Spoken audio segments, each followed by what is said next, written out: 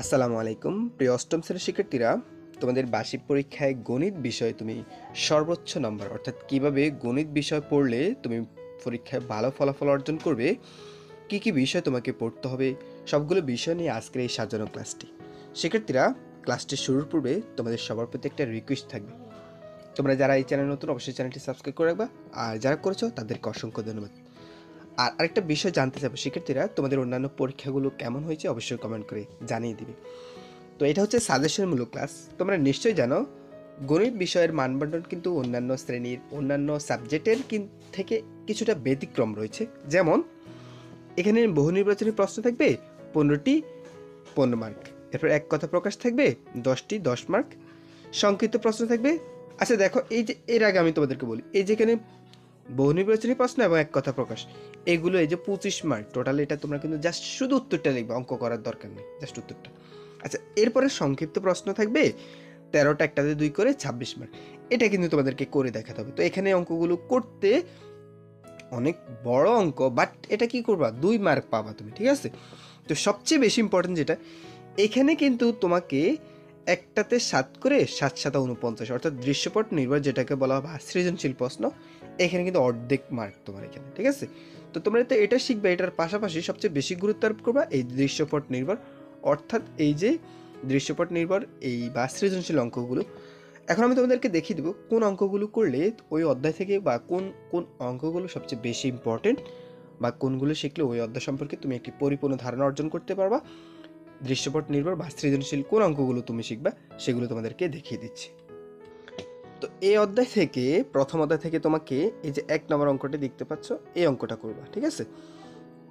তো আমি তোমাদেরকে এখানে দেখিয়ে দিচ্ছি 1 নম্বর অঙ্ক এবং অঙ্কের উত্তরগুলো, ঠিক আছে, এটা করবা। আচ্ছা, এরপরে একটু নিচে আসি আমরা, এখান থেকে কোন অঙ্কটা করবা, দেখো এখান থেকে এই যে এই অঙ্কটা, দাঁড়াও তোমাদেরকে দেখাচ্ছি, এই অঙ্কটা করবা, ঠিক আছে, এই অঙ্কটা করবা, এটা কিন্তু খুব ইম্পর্টেন্ট, এই অঙ্কটা করবা। আচ্ছা, উত্তরটা দেখিয়ে দিচ্ছি, ডান পাশে এর কিছু অংশ আছে, দেখো এই যে এখানে আছে, এই যে খ নাম্বার, ক দেখলা, এরপর খ নাম্বার, এরপর এটা হচ্ছে গ, ঠিক আছে। আচ্ছা, এরপরে দেখবো আমরা আরেকটা অঙ্ক রয়েছে 10 নাম্বার, এই যে এটা করবা, ঠিক আছে, এই যে এই অঙ্কটা করবা, এগুলো, ঠিক আছে। শিক্ষার্থীরা, এর পরবর্তী অধ্যায় থেকে এখান থেকে দৃশ্যপট নির্ভরের মধ্যে তুমি এই যে ক্রয় মূল্য, বিক্রয় মূল্য এবং মুনাফা, এখানে সবগুলো বিষয় একসাথে আছে। তোমাকে এখান থেকে শিখতে হবে কিভাবে ক্রয় মূল্য বের করতে হবে, বিক্রয় মূল্য বের করতে হবে, মুনাফা, আসল, এগুলো বিষয় নিয়ে মূলত এই অধ্যায়টি। তো এখান থেকে তোমরা এই ক নাম্বার, খ নাম্বার, এই অঙ্কটা করবে, ঠিক আছে। ঘ সবগুলো বিষয় দেওয়া আছে। আর এর পাশে যে ডান পাশে একটা দেখো, এই যে আসল, যেহেতু এটা মুনাফা আসল নিয়ে কিন্তু অঙ্কটা, এই অধ্যায়টা সাজানো, ঠিক আছে। তোমরা এই যে এই চক্রবৃদ্ধি মূলধন, আসল, সরল মুনাফায় কিভাবে অঙ্কগুলো করতে হয়, ঠিক আছে, এগুলো প্র্যাকটিস করবে, ঠিক আছে। এখান থেকে তোমাদের পরীক্ষা কমন আসবে। এর পরবর্তী অধ্যায়, এখান থেকে তোমরা এই যে 1 নম্বর অঙ্কটা করবা, ঠিক আছে, 1 নম্বর অঙ্কটা। আর এই যে অঙ্কগুলো যে হুবহু পরীক্ষা আসবে এমনটা কিন্তু আমি বলছি না, ঠিক আছে। আমি বলছি তোমরা এই অঙ্কগুলো করো, তবে বুঝে বুঝে করবা, ঠিক আছে। তাহলে ওই অধ্যায় সম্পর্কে তোমার একটা ভালো ধারণা অর্জন করতে পারবে। তাহলে তোমার জন্য কি হবে, বাকি অঙ্কগুলো বা পরীক্ষা যদি পরিবর্তন করে দেওয়া হয়, তাহলে তোমার পরীক্ষায় অ্যান্সার করার প্রবাবিলিটি অনেকটা বেশি থাকবে, ঠিক আছে। এরপরে দেখো, এই যে এই অধ্যায়টা কিন্তু চিত্র নিয়ে, অর্থাৎ গ্রাফ কাগজের ব্যবহার আছে, ঠিক আছে। তো এখানে গ্রাফের যতগুলো অঙ্ক আছে বেশিরভাগ ওই অঙ্কগুলো করবা, ঠিক আছে। মূলত এই অধ্যায়টা গ্রাফ নিয়ে, তো তোমরা দেখবা গ্রাফের যতগুলো অঙ্ক আছে ওইগুলো একটু ভালোভাবে প্র্যাকটিস করবা। এর পরবর্তী অধ্যায়, এখান থেকে তোমরা 1 নম্বর অঙ্কটা করবা, এটা কিন্তু ইম্পর্টেন্ট আছে, ঠিক আছে। 1 নম্বর এটা করবা। আচ্ছা, উত্তরটা দেখাচ্ছি, এটা হচ্ছে ক, এরপরে দেখো খ, এরপরে ঘ, ঠিক আছে। সেম একইভাবে 2 নাম্বারটাও খুব ইম্পর্টেন্ট। এখানে এই যে এটা না, এই খ নাম্বারটা বেশি ইম্পর্টেন্ট। দেখো খ নাম্বারের কিছু অংশ ডান পাশেও আছে, ঠিক আছে। এই খ নাম্বারটা আর ঘ নাম্বারটা, এই যে খর উত্তর আর ঘর উত্তর, ঠিক আছে। মনে রাখবে, আমি আবার বলছি, খ এবং ঘ তোমরা ভালো করে প্র্যাকটিস করবা।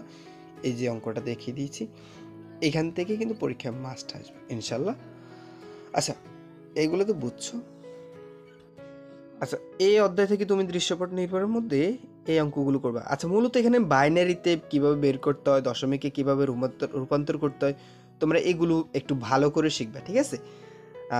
এখানে শেখার বিষয় হচ্ছে বাইনারিতে প্রকাশ, তারপরে বাইনারি থেকে কিভাবে দশমিকে প্রকাশ করতে হয়, আবার এই যে সংখ্যা পদ্ধতির যে বিষয়টি সেটি তোমরা শিখবে, ঠিক আছে? আচ্ছা, ক নাম্বার খ এখানে দেওয়া আছে, এই যে খ, এই খ নাম্বার অ্যান্সার, এরপর ঘ নাম্বার অ্যান্সার, ঠিক আছে? এটা একটু ভালো করে শিখবা।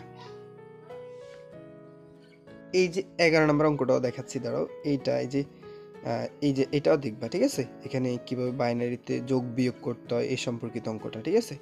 দেখো, এই যে ডান পাশে এর অ্যান্সার দেওয়া আছে, এই যে এই ঘ, এরপরে যোগ বিয়োগের বিষয়টা, ঠিক আছে? তো তোমরা নিশ্চয়ই জানো বাইনারিতে কিভাবে দশমিকের রূপান্তর, দশমিক থেকে বাইনারিতে কিভাবে রূপান্তর, এরপর দশমিক বাইনারি সংখ্যার যোগ বিয়োগ, এগুলো শিখবা, ঠিক আছে? আমি যেটা বলছি সেটাই করবা।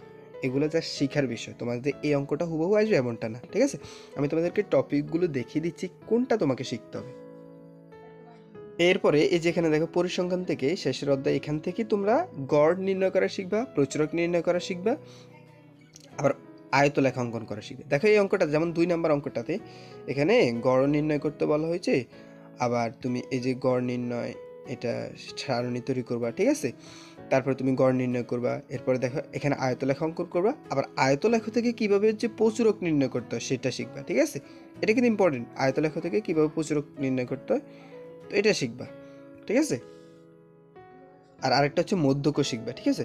আর এখানে দেখো এরকম একটা চক দেওয়া থাকবে, সেখান থেকে তোমাকে বহুভুজ অঙ্কন করতে বলা হবে, অজীব রেখা অঙ্কন করতে বলা হবে, বা আয়তলেখা অঙ্কন করতে বলা হবে, ঠিক আছে? যেমন 10 নম্বর অঙ্কটা এটা দেখবা, ঠিক আছে? তো এখান থেকে প্রচুরক কিভাবে নির্ণয় করতে হয়, ঘনের সংখ্যা বহুভুজের জন্য প্রথমে চক তৈরি করবা, তারপরে ঘনের সংখ্যা বহুভুজ অঙ্কন করবা, ঠিক আছে? তারপর আবার সেমভাবে অজীব রেখা অঙ্কনের জন্য তোমাকে একটা ঘর তৈরি করতে হবে, ঠিক আছে? সেই ঘরের আলোকে তোমাকে কী করতে হবে, এই যে অজীব রেখা অঙ্কন করতে হবে, ঠিক আছে? তো অজীব রেখার ঘর অলরেডি এখানে ক্রমযুক্ত সংখ্যা ব্যবহার করে কিন্তু করা হয়েছে, ঠিক আছে? আচ্ছা শিক্ষার্থীরা, তো এই ছিল তোমাদের বার্ষিক পরীক্ষার সাজেশনমূলক আমার পরামর্শ। শিক্ষার্থীরা, এরপরেও তোমাদের কোনো কিছু জানার থাকলে অবশ্যই তোমরা কমেন্ট করে জানিয়ে দিবে। আর এই অঙ্কগুলো প্র্যাকটিস করতে বলা হয়েছে তোমাদেরকে, এটা যে হুবহু পরীক্ষায় আসবে এমনটা না, ঠিক আছে? তো তোমরা দৃশ্যপট নির্ভর যে অঙ্কগুলো রয়েছে সেটা দিয়ে বেশি ফোকাস করবা। এগুলো যদি পারো তাহলে তোমার জন্য সংক্ষিপ্ত প্রশ্ন শিখা হয়ে গেল, এবং এক কথা প্রকাশ বা এমসিকিউ যেগুলো সেগুলো তোমার আর শিখা লাগতেছে না, কারণ অঙ্কটা তুমি যদি পারো তাহলে এমসিকিউ বা যে কোনো বিষয় তুমি আরও ইজিলি আনসার করতে পারবা, ঠিক আছে? তো সেক্ষেত্রে তোমাদের সবার জন্য দোয়া রইল, ইনশাল্লাহ তোমাদের পরীক্ষা